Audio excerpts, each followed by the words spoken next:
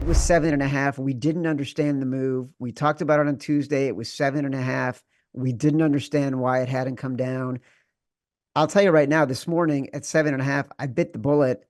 I started to see some of the Jews moving. I figured like it would finally move to 7. I couldn't find any reason not to bet Green Bay in this game. Big balls, bet of the week. Big balls, bet of the week. No, we know Green we Bay Packers 7.5 against the Dallas Cowboys. Chad, me and you both knew we loved this one. We were gonna We end up love on this it. one. Like Chad's talking about, one of the most public books out there has already moved this to minus 125 on Green Bay's side at this number. So Chad's not wrong. If you want to grab Green Bay, it seems like this is trending towards the 7. Go get the 7.5. I'm not gonna lie to you, Chad. I was nervous because what we talked about. It's that QB making his first start against a veteran quarterback who's been there before, which, as all the crap I like to give to Dak, he's been to multiple playoff appearances. He's won multiple playoff games at this point. He knows the deal. But shout out to my man Evan, put in his article, Dak at home. We fade, we fade, we fade. He's never covered at home in the playoffs. And if he loses this one, I believe from Evan, he would break Carson Palmer's record, or would he tie it at 0-4 against the spread in the playoffs at home? So too big of a number. It feels like the books are protecting against teasers and parlays, and yeah, just going through our action app right now on the money line. So again, Dallas is minus 160, minus 170 on the money line. 71% of the money, 80% of the bets right now on Dallas's money line. So that lets you know exactly know where the public is at. Like they love them in this spot. They're pairing this, everyone's pairing this with the Bills, right? This is like the chalk bet of the week. Take the Bills, take Dallas, the two biggest favorites, put them together on the money line. I just love Green Bay here. They're a live dog. Like everything about this feels like a live dog. Chad talked about Jordan Love against pressure and the blitz. He's outstanding. You know who's had injuries to their defense that doesn't get talked about enough? This Dallas team. A Dallas team that teams have been able to move the ball on here towards the end of the season because of those injuries. So, such a big number like this, indoors, perfect condition.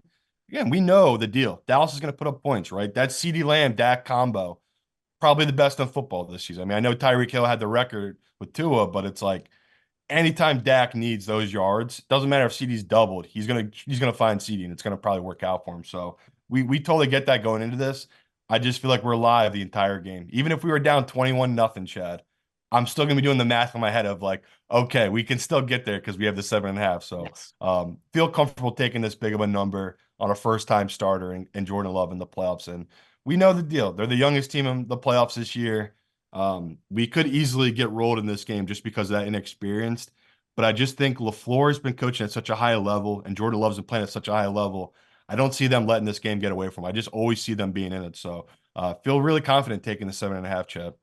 Couple keys that you pointed out that I just want to expand on a little bit.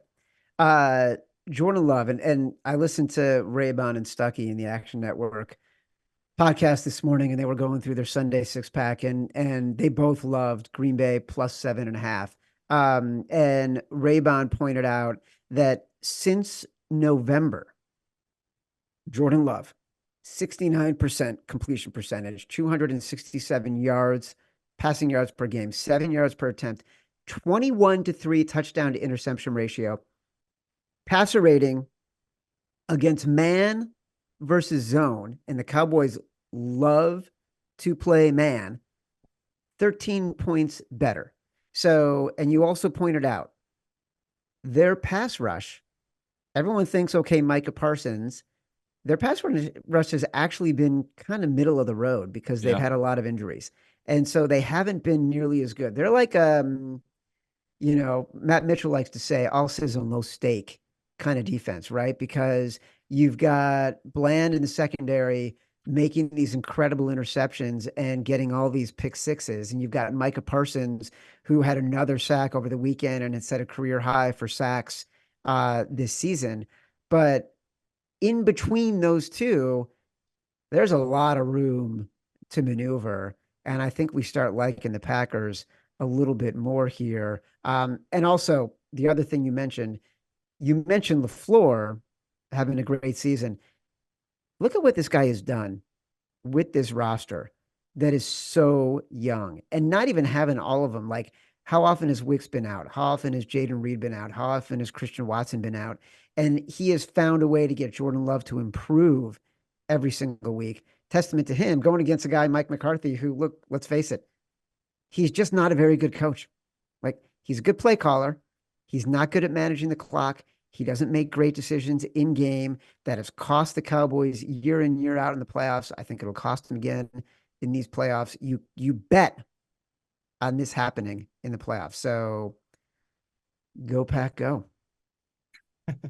Yeah, and like I want people to understand if this number was 3, 4, I could probably be convinced to take the Cowboys here, but me and Chad always know there's always going to be free extra points on the Cowboys because they're such a public team. And it feels like here this has been bumped up way too much. Like the books keep it at 7.5. I just will never get it. And we'll obviously look like geniuses or idiots come Sunday, but this does feel like they hung a bad number and they're going to get punished for it.